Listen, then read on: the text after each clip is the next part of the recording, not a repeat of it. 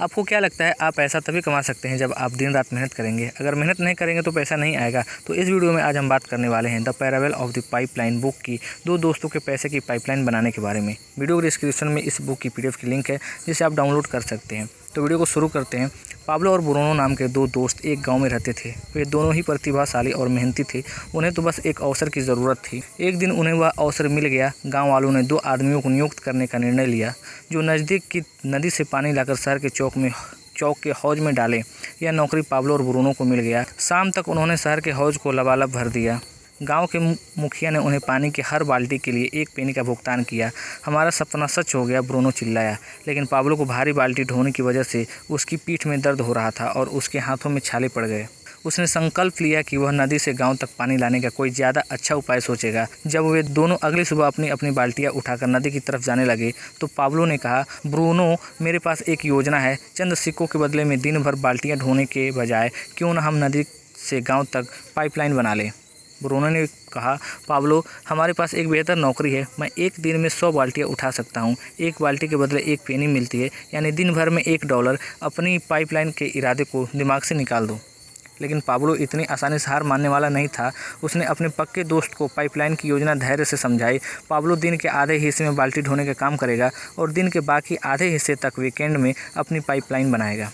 Bruno नहीं माना, लेकिन पाब्लो को अपने सपने पर विश्वास था, इसलिए वह अपनी योजना पर अमल करने में जुट गया। पाइपलाइन बनाने के लिए आराम करते समय पाब्लो अपने पुराने दोस्त ब्रूनो को बाल्टियाँ ले जाते देखता था।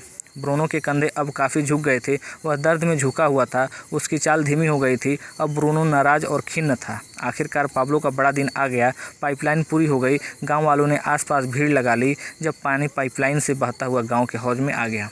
अब गांव के पास ताज़े पानी की अस्थायी आपूर्ति हो चुकी थी, इसलिए आसपास के इलाके के लोग उस गांव में आकर बसने लगे, जिससे पाब्लो की कमाई और बढ़ गया था। गांव में जितना ज़्यादा पानी बहकर आता था उतना ही ज़्यादा पैसे बहकर पाब्लो की जेब में आ जाता था। अब जिस दिन पाब्लो घर पर नहीं रहता तब भी लोग पानी ले जाते और पैसा पाब्लो की जेब में आ जाता। अब पाब्लो एक गाँव के बाद दूसरे गाँव के बाद तीसरे गाँव, इसी तरह नदी के किनारे के पास के सभी गाँव में पाइपलाइन बिछा देता है। अब पाब्लो पहले से कहीं ज़्यादा पैसा कमाता है। आपको क्या लगता है, क्या आपको सिर्फ तभी पैसे मिलते हैं जब आप खुद जाकर काम करते हैं, बल्कि बाल्टी वाले हम्माल ब्रूनो की तरह, या फिर आप एक बार काम करते हैं और आपको उसके बदले में बार बार पैसे मिलते हैं पाइपलाइन निर्माता पाब्लो की तरह? अगर आप ज़्यादातर लोगों जैसे हैं तो आप बाल्टी ढोने वाला योजना पर काम कर रहे हैं। 1 महीने के काम के बदले 1 महीने का भुगतान।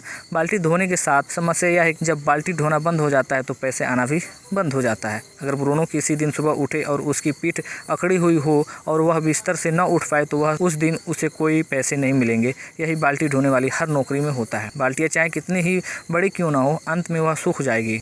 दूसरी तरफ पाइपलाइन हमेशा कायम रहेगी, लेकिन पाइपलाइन बनाने की खातिर त्याग करना पड़ता है। पाइपलाइन अपने आप नहीं बन जाती। उन्हें बनाने के लिए आपको समय निकालना पड़ता है और मेहनत करनी पड़ती है। दोस्तों, अगर आप लीवरेज के लाभों का आनंद लेना चाहते हैं तो आपको भी वह करने की ज़रूरत है जो पाब्लो जैसे पाइपलाइन निर्माताओं ने किया। अपने समय और धन की लीवरेज करने की प्रणाली आज ही खोजें और आने वाले कल में एक बड़े पुरस्कार का आनंद लें। आज के लिए बस इतना ही। मिलते हैं अगली वीडियो के साथ, तब तक के लिए लव यू रहेगा।